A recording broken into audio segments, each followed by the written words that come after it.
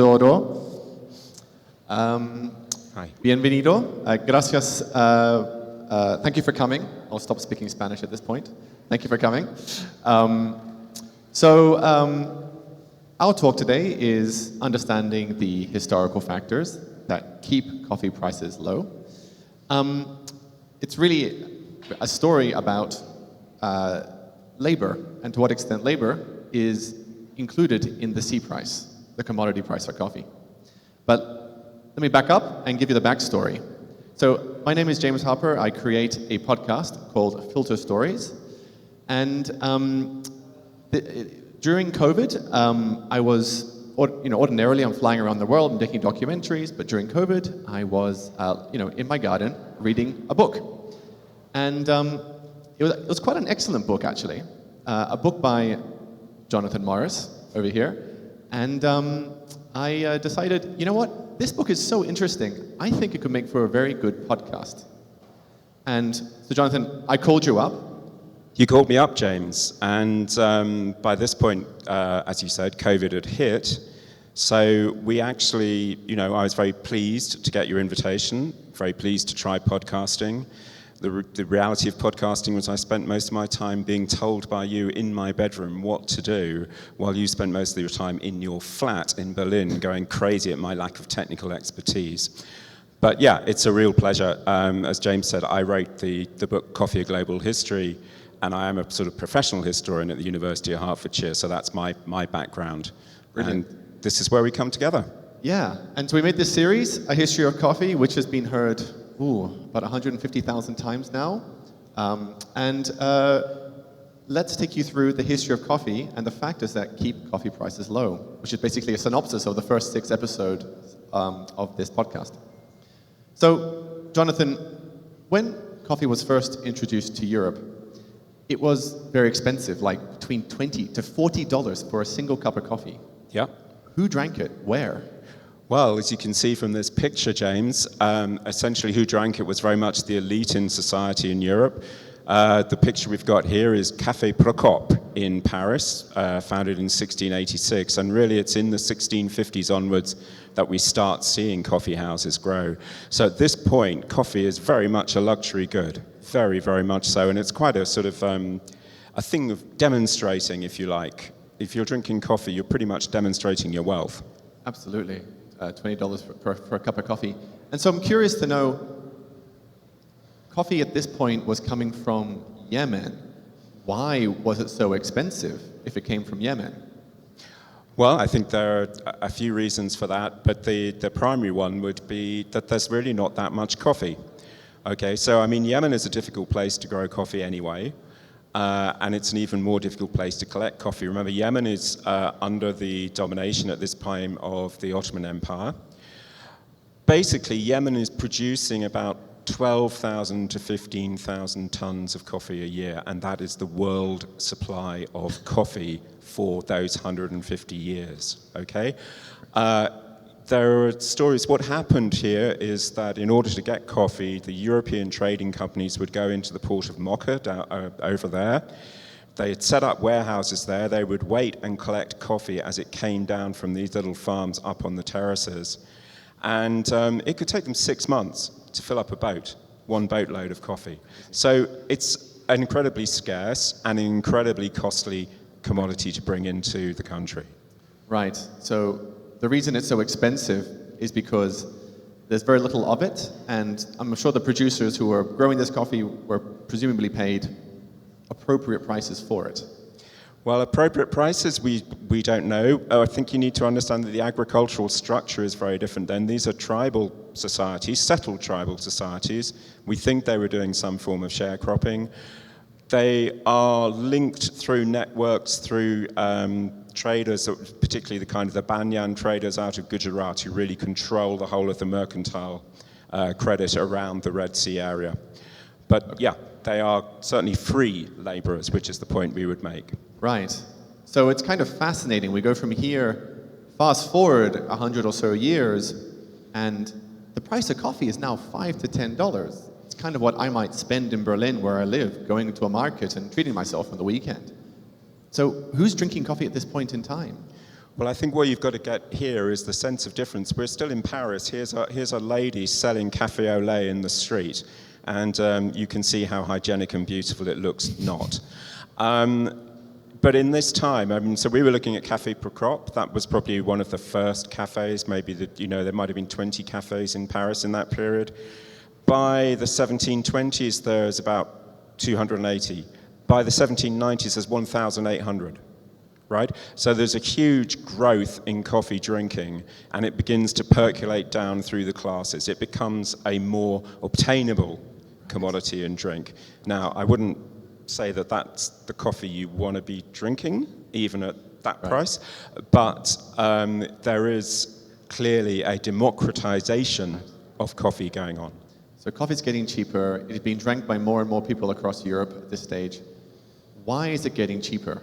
And it has to do with some very unpleasant parts of history. The clue's in the picture, isn't it? I mean, essentially what happened was obviously that the coffee supply was increased dramatically by the European trading companies being able to take coffee and plant it elsewhere in the world, to break that Ottoman monopoly and to sort of vastly increase that supply of coffee. So it's planted in East Asia, particularly the Dutch plant in Java, but it's planted above all in the Caribbean. And in the Caribbean, the workforce for coffee is basically enslaved labor. So enslaved labor shipped from Africa, as you can see in horrendous conditions like this is a French slave ship that we're seeing there, and put to work on plantations like this one in Suriname, where the Dutch were, where you have sort of vast amounts of coffee, enslaved workers housed in barracks, given food, but not compensated. Yeah? So why, and so enslaved labor, obviously you don't pay for enslaved labor. What does it cost? What is the labor cost in producing coffee? What is it at this point? I think the easiest way I can answer that, James, is to tell you some of the differences in accounting when you look across these plantation records. So if we look at a plantation, there was one I was looking at in Jamaica recently for this period, and the amount that they paid a single overseer, white, was the same as the amount that they set aside as cost for the 100 enslaved laborers, black. Okay? So in other words, that's your labor saving or your labor cost. Imagine 100 to 1. Wow. Yeah? That's basically, it's almost free labor at this point. Oh, right? Well, it is, you're only talking about the cost. You're treating, I hate to say it, but they treated their enslaved labor like it was a livestock and not a particularly profitable livestock. Right. So coffee got cheaper to now 5 to 10, and then this is through enslaved labor, and then fast forward a little bit further, and we're now in the 1820s, 1950, and coffee is now, very, very cheap, $1 to $3 a cup. So who's drinking it at this point? How is it being drank? Right, so at this point, we're really talking about the US in particular, and we're seeing coffee becoming something that is accessible across the classes, that you might go and pick up. You could still probably pick it up green, or you might pick it up roasted in your local grocery. It becomes part of, not necessarily every day, but it becomes certainly something that you might be drinking once, twice a week. It's a small luxury that most people can afford, and something that particularly in urban situations is taking off really well. And of course, with that, we see the growth of the coffee industry, industrial coffee roasting, as we see here. This is from about the 1850s. These are so-called Carter roasters. But then we see the rise of the first branded coffee. And of course, all of this is going on, particularly in the States, to the point that we eventually end up with things like the opening of a coffee exchange, the commodity exchange in New York in the 1880s. Right, fascinating. And so, how is coffee being grown to get it so cheap? So this is where we sort of see the next stage on. We obviously see the eventual end of slavery, very late in some countries, not in Brazil, not finally until 1880s. But actually the workforce that is being used in coffee and that creates all this difference, because it is all in Brazil, this is the big thing to say, this is when Brazil takes over the coffee world. That workforce is primarily composed of non-native who are recruited to be indentured laborers, or recruited as what are so-called colonos. So they have little plots of land, but they also work on these huge estates. Yeah, originally from places in Europe, so a lot of Italians, but very shortly afterwards they started bringing over people from other countries. So this is Japanese people who are kind of following a dream in a way, coming over as colonos, put to work on these coffee farms, and then at the same time, you're seeing this sort of extension of the coffee, what they call the coffee frontier, into the interior, just burning down, creating huge new plots, and the linkage of that, which is critical for Brazil, the linkage to the ports through the development of the railways. So it's a development of a symbiotic relationship between Brazil and the US, to the point, if I can just say that, to give you a kind of a shocking summary, in 1906, Brazil produces 85% of the world's coffee, 85%. 70% of that 85%, so 70% of the Brazilian production goes to one country, to the United States. So it's very much this consumer-producer connection. Right. So this cheap coffee price is driven essentially by indentured labor where costs are very low. They're actually in debt bondage, plus industrialization, bringing costs further down. And then coffee gets even cheaper. Yeah, okay, so this is, I guess the point we would make is by this point, coffee is cheap because if you keep the price low, you can build the volume out, yeah? So that's the process by which companies are making their profits. Is as long as we keep the price lower and lower and lower, we can do by volume and make money. By the 1950s, we're seeing the introduction of new techniques of really production, new kind of coffee products, of which this is perhaps the most famous, soluble coffee, which really comes onto the market in the 50s, although it developed slightly earlier. We see big consolidation. So this is the time that in the US, you have like 4 roasters that account for 70% plus of the market. Real consolidation, huge companies, big multinationals, able to drive down prices and use coffee almost as a loss leader in their grocery sector. Right, okay. And so I should mention here that so the C price has been established now for about 100 years. And what is now pushing down the C price? How is coffee being grown to get it to only 50 cents a cup? Well, there's 2 big stories in the second half of the 20th century. Yeah? One is, if you like, technification. So technification in terms of new varietals, in terms of intensive fertilization, all those things of intensive agriculture, right through to what we see on your side of the screen, as it were, these sort of, the creation of the mega agro-industrial complexes in Brazil, where we have mechanized farming in the Cerrado and so forth. So on the one hand, we've got a lot more in terms of the drive from technicalization, pumping out coffee, and pumping out volume to the point that, of course, volume itself is depressing the market. And adding to that, and in a different way on this right-hand side, we have the introduction on the real development of this other style of coffee. That's to say, we've always had Arabica, now we have Robusta coffee. So Robusta started in sort of East Asia, replacing some of the devastated crop from the period of the coffee rust. But really what happens is post-Second World War, it's picked up first by Africa, newly independent countries expanding their production, and then, of course, in Asia, and particularly as in here, in Vietnam. Vietnam went from being the 22nd largest producer in 1988 to the 2nd largest producer in 1999. So 11 years to make that transition. It's a huge development, and it depresses the market. Right, so coffee is now very cheap. And just to focus here, like the cost of labor, right? We're talking about Brazilian industrial harvesting. The cost of labor is very, very low per pound of coffee. And again, we look at the Vietnamese Robusta example, like that tree is laden with coffee cherries. And it's a low income country. And so, the cost per pound is, what you can pay your pickers per pound. Again, these are what labor is being paid not very much at this stage. Yeah, I mean, so on the technification front, you are basically reducing labor costs by reducing labor. Yeah, I mean, it's kind of raising the productivity of your labor by laying down your labor. In this side, what happened particularly in Vietnam is a kind of a weird combination of state originally state was sort of pushed into coffee. It was all state-run.